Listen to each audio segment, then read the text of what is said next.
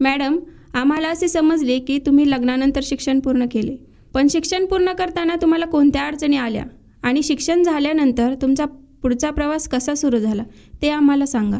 खूप छान प्रश्न विचारला स्नेहाताई. ऍक्च्युली हा जो होता हाच माझ्या आयुष्यामध्ये एक टर्निंग पॉईंट होता. लग्नाच्या आधी माझं पदवी पूर्ण झाली होती BSc ॲग्री, की जी माझ्या सगळ्यात आवडत्या कॉलेज म्हणजे ॲग्रिकल्चर कॉलेज शिवाजीनगर पुणे इथून पूर्ण केली 2006ला. पण नेहमीप्रमाणे आपल्या एक मानसिकता असते, आपल्या समाजाची एक मानसिकता आहे, ग्रॅज्युएशन पूर्ण झाल्यानंतर मुलीचं योग्य वय झाले लग्न करून टाका. मग त्यावेळेस एक इच्छा पूर्ण राहिली, पुढे जे शिकायचं होतं, शेतकी ह्याच्यामध्ये जास्त तज्ज्ञ व्हायचं होतं, PhD करायची होती, या सगळ्या गोष्टी तिथे जरा दबून राहिल्या आणि लग्न झालं. लग्न झाल्यानंतर मग 4 वर्ष विचारातच गेले की मला पुढचं शिक्षण शिकायचंय. आणि नंतर काय झालं की माझे मिस्टर खरंच खूप सपोर्टिव्ह आहेत. त्यांनी मला 4 वर्षाच्या गॅप नंतर तू खूप हुशार आहेस, तू करू शकते, तू पुढचं शिक्षण शिक, माझा तुला पूर्ण सपोर्ट आहे, अशा पद्धतीने त्यांनी मला इतका आधार दिला. मी लग्नाच्या 4 वर्षाच्या गॅप नंतर माझी MSc ॲग्री जी काय पुढची पदवी, ती पण माझ्या चांगल्या आवडत्या विषयामध्ये, जी कृषी विद्या, जो की आता सध्या शेतकऱ्यांसाठी सगळ्यात महत्वाचा विषय आहे, त्या विषयामध्ये मी माझं रिसर्च MSc पूर्ण केली 4 वर्षाच्या गॅप नंतर.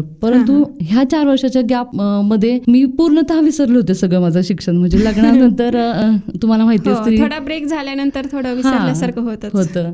तसंच झालं. मी माझ्या मुलाबाळांमध्ये, माझ्या मिस्टरांमध्ये, नातेवाईकांमध्ये, माझ्या संसारामध्ये पूर्णपणे रममाण झालं. आणि त्याच्यानंतर 4 वर्षानंतर असं झालं की त्याच्यातून सगळं लक्ष काढून मला पुन्हा कॉन्सन्ट्रेट करायचं होतं स्टडीजवर. आणि मग त्यावेळेस जरा परिस्थिती हलाखीचीच होती सुरुवातीच्या काळामध्ये माझ्या मिस्टरांची. आणि त्यामुळे मग आर्थिक क्रायसिस खूप होते इकॉनॉमिकली घरी. मग त्याच्यातून लायब्ररी जॉईन करायला सुद्धा माझ्याकडे पैसे नव्हते. लिटरली मी माझा अभ्यास आनंदनगरचं जे महादेवाचं टेम्पल आहे अकलूजमध्ये, त्या महादेवाच्या टेम्पलला दिवसभरात 12 ते 6 उन्हामध्ये ऊन ताण काही पाहिलं नाही. आणि त्यामध्ये मी माझं शिक्षण म्हणजे ते 3 महिने 4 वर्षाच्या गॅप नंतर तो 3 महिन्याचा जो स्टडी मी केला तो मला अक्षरशः आजही डोळ्यात पाणी आणणार आहे. कारण 400 रुपये लायब्ररी जॉईन करण्यासाठी माझ्याकडे नव्हते. म्हणजे हा जो प्रवास आहे तो तिथून सुरुवात झाला. आणि मला शुअरिटी नव्हती की 4 वर्षाच्या गॅप नंतर मी माझं कॉन्सन्ट्रेशन करू शकेल का, मी CET क्लिअर करेल का. आणि त्या ह्याच्यामध्ये मिस्टरांनी मला पॉझिटिव्हिटी दाखवली, त्यांनी इन्स्पिरेशन दिलं की तू करू शकते, तुझ्यात ते क्वालिटी आहे की कॅपॅबिलिटी आहे, तू कर. आणि लिटरली सांगते, आनंदाची गोष्ट म्हणजे पहिल्या अटेम्प्ट मध्ये मला MSc CETच्या OBC मध्ये मी फर्स्ट आले होते.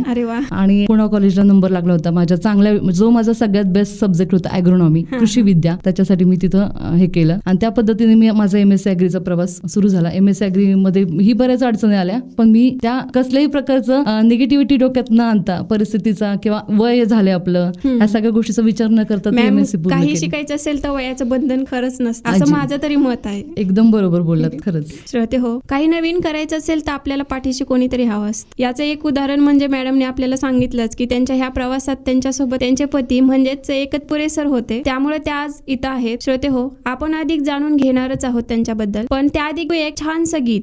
पण कुठेही जाऊ नका, ऐकत राहा smile FM 90.8 radio station Akluj.